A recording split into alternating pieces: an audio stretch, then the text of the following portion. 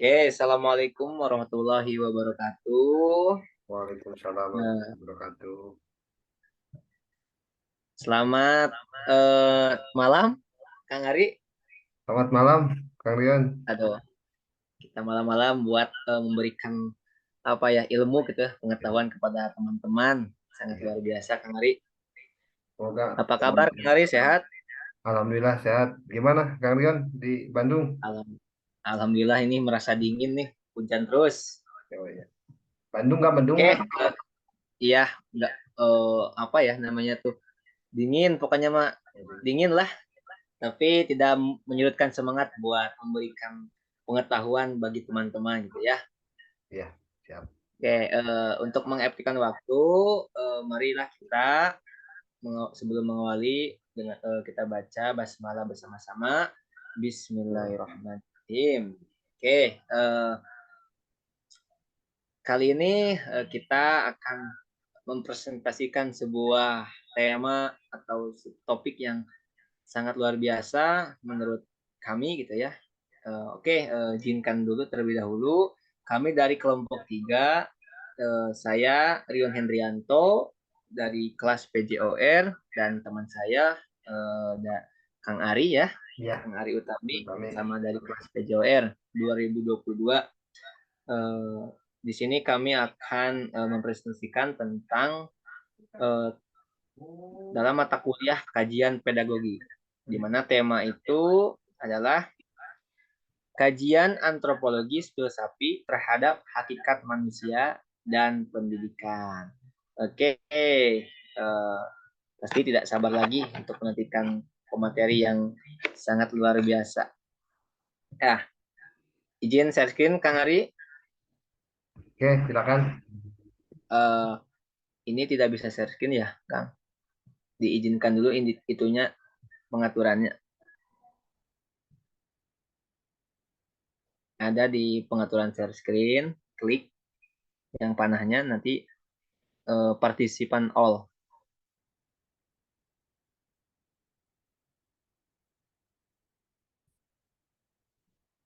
Nah, udah ada, Kang.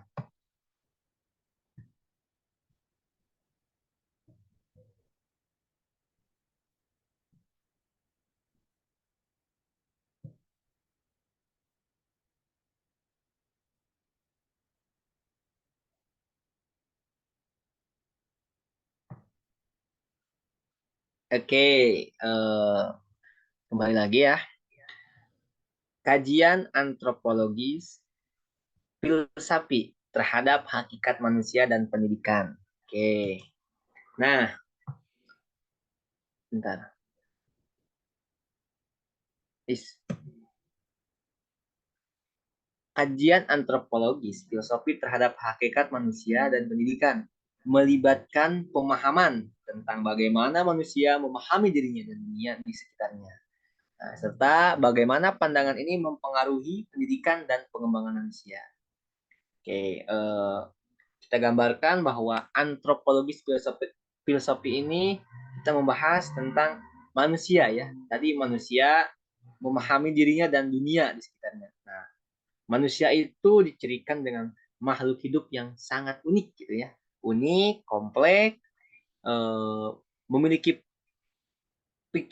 pikiran atau akal sehat, merasa dan bertindak. Artinya manusia itu hanya satu yang membedakan manusia dengan makhluk hidup yang lainnya, yaitu manusia memiliki akal pikiran, daya berpikir gitu ya, sehingga dengan berpikir bisa merasakan dan bertindak. Nah, maknanya dari ciri-ciri manusia ini kita libatkan atau kita kaitkan dengan pendidikan, hakikat pendidikan. Bahwasanya pendidikan ini adalah memanusiakan manusia. Tujuan pendidikan itu memanusiakan manusia, di mana di sana manusia belajar, dididik, di mana ada peserta didik dan pengajar. Oke, tujuan pendidikan itu sendiri selain memanusiakan manusia itu dapat mengembangkan beberapa aspek yang terhadap perkembangan manusia seperti aspek kognitif, sosial, emosional, dan spiritual. Bahkan bisa dapat mengembangkan keterampilan gerak atau skillnya. Oke, dalam aspek kognitif apa sih yang dikembangkan? Yaitu daya pengetahuannya. Bagaimana manusia tadi memiliki akal pikiran, berpikir, menganalisis, menjelaskan, menambah informasi-informasi sehingga diproses dalam otak dan disimpan dan pada akhirnya bisa menambah ilmu pengetahuan gitu ya. Selain mengembangkan aspek kognitif juga dapat mengembangkan aspek sosial. Nah, kita ingat bahwa manusia itu adalah makhluk sosial, tidak bisa hidup berdiri sendiri. Artinya memerlukan bantuan orang lain. Nah, seperti gotong royong, hidup bersama, saling menghargai, nah, seperti itu. Nah, kemudian dari aspek emosional, nah manusia juga dalam pendidikan bisa mengembangkan aspek emosional, bagaimana kita mengatur mengatur regulasi diri, ya, self regulation, mengatur diri dari berbagai rasa kasih sayang, empati, kemudian cohesion dan sebagainya. Itu yang dapat dikembangkan dalam aspek emosional. Kemudian yang terakhir itu aspek spiritual. Nah, di mana spiritual ini adalah terintegrasi dalam kehidupan sehari-hari. Misalnya dalam pendidikan, dalam pembelajaran pendidikan jasmani, kita berdoa sebelum belajar, mengucap rasa syukur ketika sudah melaksanakan pembelajaran seperti itu. Nah, semua ini terintegrasi atau tersirat atau dapat digeneralisasikan bahwasannya hakikat manusia dan pendidikan itu tidak dapat dipisahkan. Manusia hidup membutuhkan pendidikan untuk menunjang pengetahuan dari kognitif, sosial, emosional, spiritual. Nah, dari semua ini kita dapat simpulkan bahwasanya manusia itu adalah makhluk yang ingin kebebasan, ingin kemanusiaan, dan ingin memiliki martabat serta memiliki makna hidup. Ingat, makna hidup yang positif. Nah, dengan makna hidup itu bisa menggali potensi-potensi yang ada pada dalam diri manusia masing-masing atau dalam diri individu masing-masing. Oke. Nah, kajian pandangan filsafat terhadap hakikat manusia dan pendidikan itu ada 5 yang akan dibahas. Yang pertama dari filsafat idealisme, kemudian filsafat realisme, filsafat pragmatisme, filsafat eksistensialisme, dan yang terakhir ada filsafat Pancasila. Karena negara kita Indonesia adalah berlandaskan kepada Pancasila sehingga akan dibahas. Oke, baik. Mungkin yang pertama dari filsafat idealisme kepada pemateri Kang Ari, Mangga. Oke, siap. Terima kasih, Kang Rion. Oke, menyambung tadi dari Kang Rion mengenai kajian beberapa pandangan filsafat. Salah satunya yaitu ada mengenai filsafat idealisme ya. Idealisme itu memiliki tiga eh, definisi ya. Pertama ada definisinya mengenai idealisme, kemudian idealisme sebagai hakikat manusia itu seperti apa, dan kemudian idealisme terhadap pendidikan.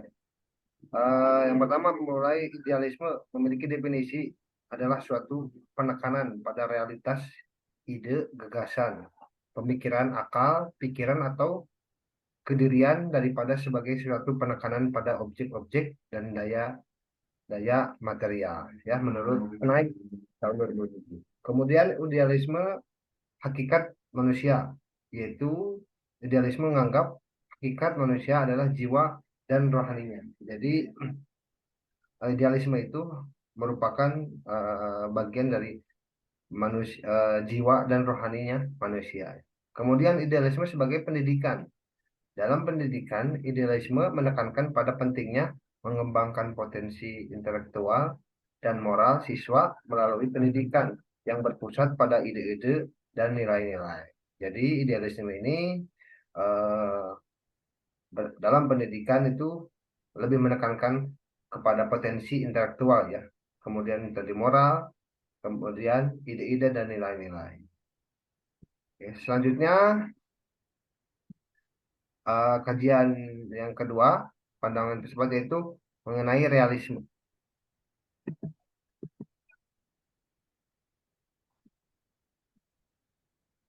Oke, realisme ini adalah suatu pandangan filosofis yang menekankan pada realitas atau fakta sebagai sumber pengetahuan yang paling penting dan kebenaran sebagai suatu yang objektif. Jadi, pandangan filosofis yang menekankan lebih kepada realistis ya, lebih realistis ya, lebih aktual ya, yang bersumber pada pengetahuan yang paling penting, pada kebenaran yang satu yang objektif. Kemudian dalam pandangan realisme ini, manusia dianggap sebagai makhluk yang terikat pada realitas objektif dan memiliki keterbatasan dalam kemampuan mereka untuk mengembangkan pemahaman tentang dunia.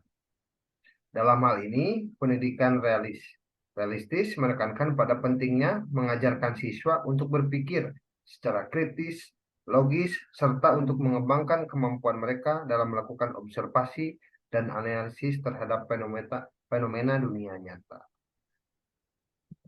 Oke. Selanjutnya, implikasi filsafat realisme.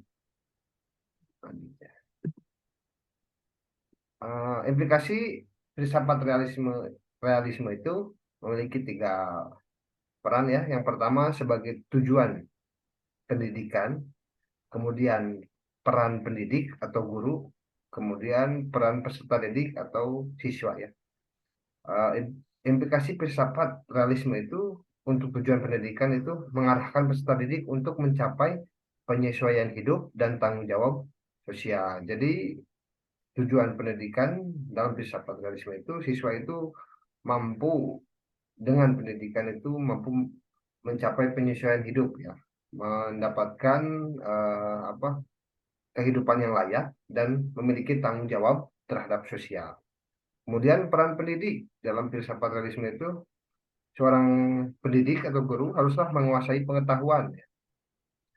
Jadi harus menguasai pengetahuan, keterampilan, dan teknik mengajar untuk mencapai penyesuaian hidup dan tanggung jawab sosial. Karena sebagai guru itu kita ditekankan harus profesional ya, seperti yang apa pemerintah lakukan di program profesi itu sebagai apa penentuan seorang guru yang realisme.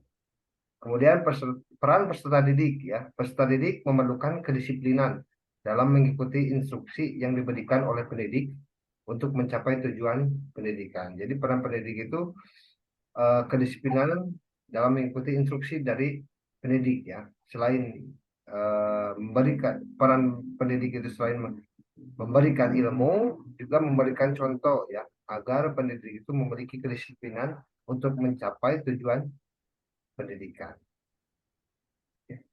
Oke. Kemudian kajian filsafat berikutnya yaitu filsafat pragmatisme. Nah, pragmatisme itu apa sih?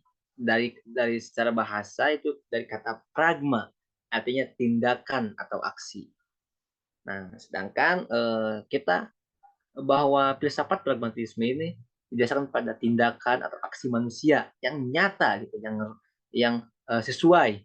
Nah, kita pandangkan implikasinya terhadap hakikat manusia, bahwasannya manusia sebagai entitas yang kompleks dan terus berubah.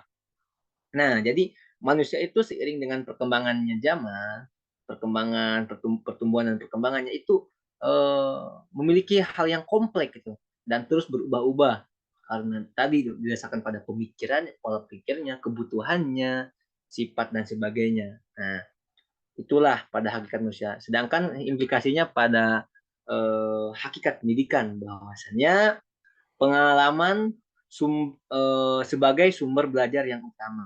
Nah, tadi dari kata pragma itu tindakan atau aksi, sedangkan tindakan atau aksi itu bisa berdasarkan pengalaman. Makanya oleh karena itu pendidikan adalah sumber pengalaman atau sumber belajar yang dijadikan sebagai pengalaman. Dari mulai kita taman kanak-kanak, sekolah dasar, sekolah menengah pertama, sekolah menengah atas, sampai kuliah dan sebagainya, itulah pengalaman-pengalaman yang menjadikan sebuah pandangan filsafat pragmatisme gitu ya. Itu menjadikan pengalaman tersebut dijadikan oleh kita sebagai sumber belajar, di mana kita misalnya kita ketika kita di SMP sekolah menengah pertama kita melakukan hal-hal atau tindakan atau aksi apapun, itulah jadikan sebuah pengalaman, dan sebuah pengalaman itu dari sebuah pengalaman kita bisa belajar, bisa memperbaiki diri untuk evaluasi atau sebagai pengetahuan di masa yang akan datang. Nah, pragmatisme juga memiliki kelemahan ternyata, yaitu pandangan bahwa tidak ada kebenaran yang mutlak atau universal.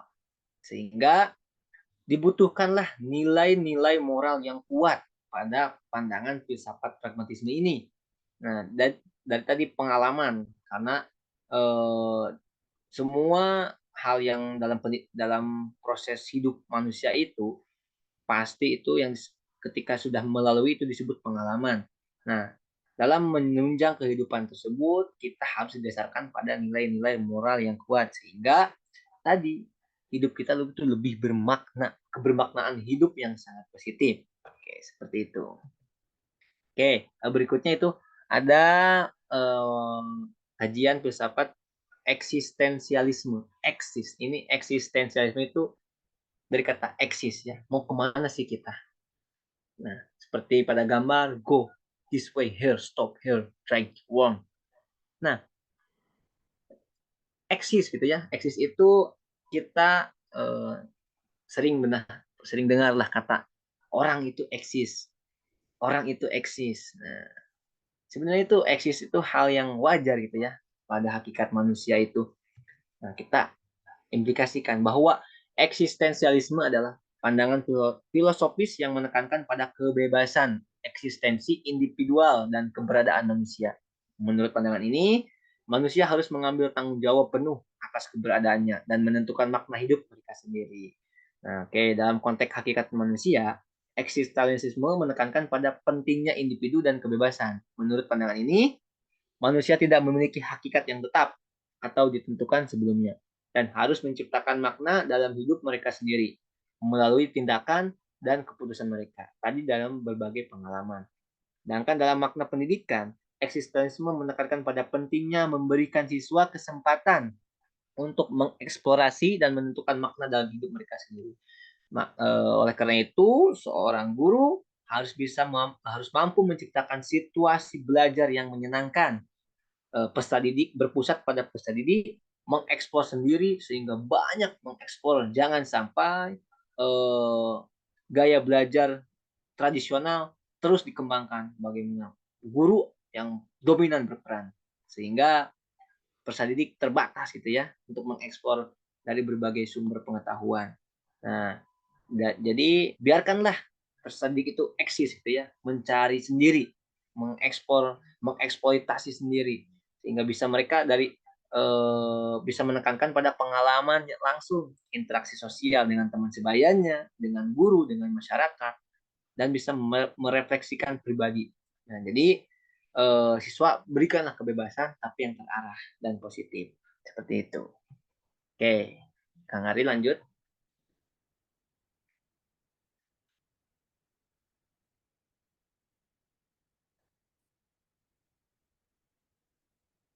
Halo Kang.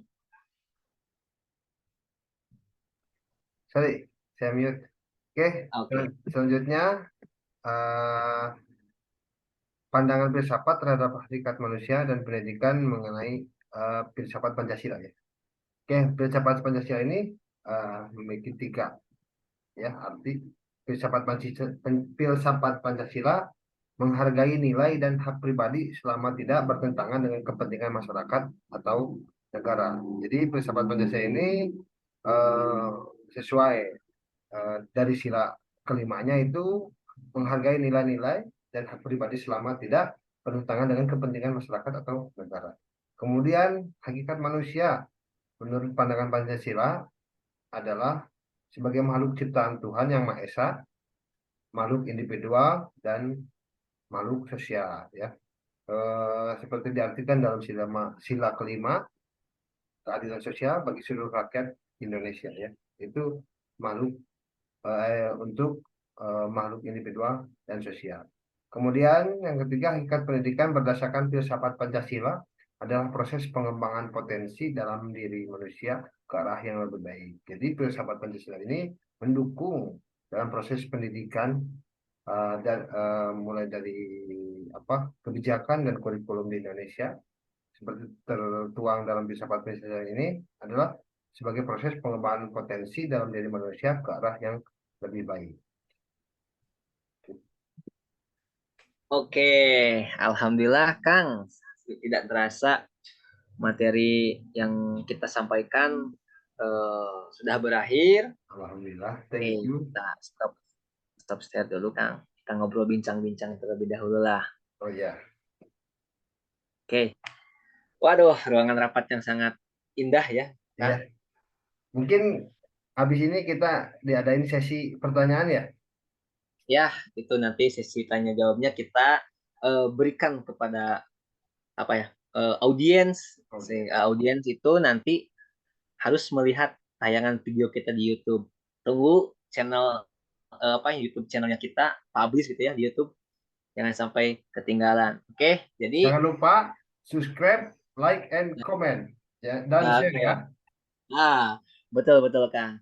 Itu kita nanti jangan apa ya bagi audiens yang ingin apa ya ingin lebih mendalami tentang materi yang kami sampaikan, boleh nanti catat atau di komen di YouTube atau disimak terlebih dahulu pemaparan dari kami. Oke, mungkin cukup sekian yang dapat kami sampaikan. Kurang lebihnya mohon maaf. Ya. Eh, Wabillahi taufiq wal hidayah. Assalamualaikum warahmatullahi Warahmatullahi wabarakatuh. wabarakatuh. Atur nuhun Kang Ari. Atur Kita nuhun, Karyon. insert Selamat. dulu nih bagus nih. Stop ya. Oke.